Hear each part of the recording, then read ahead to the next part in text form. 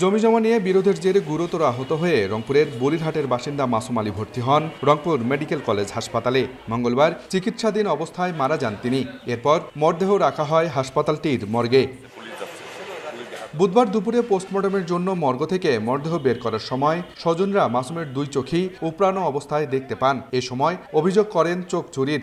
মর্গে রেখে দিয়েছিলাম লাশটাকে, আজকে মর্গে থেকে লাশ বের করার পর দেখতেছি তার দুইটা চোখ পুরো উঠাই নেওয়া হয়েছে। মেডিকেলে একটা লাশ সুরক্ষার জন্য রাখলাম, সেটা যদি সুরক্ষায় থাকলো না তাহলে আমাদের এই লাশ এখানে রেখে কি লাভ হইলো। তবে সুরতহালের সময় ওই ব্যক্তির দুই চোখই ঠিক ছিল বলে জানায় পুলিশ। কালকে এই লাশ সুরতহাল করছে, আমি স্বাভাবিক ছিল। আজকে এখন এসে দেখি যে পোস্টমর্টম করবে, আমার পুলিশ আসছে, আগে আসে দেখে যে দুইটা চোখই নেই। বিষয়টি তদন্ত করে ব্যবস্থা নেওয়ার কথা জানিয়েছে হাসপাতাল কর্তৃপক্ষ।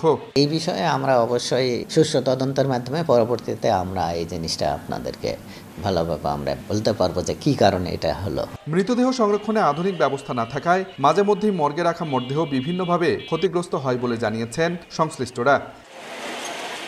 আব্দুর রশিদ জীবন, সময় সংবাদ, রংপুর।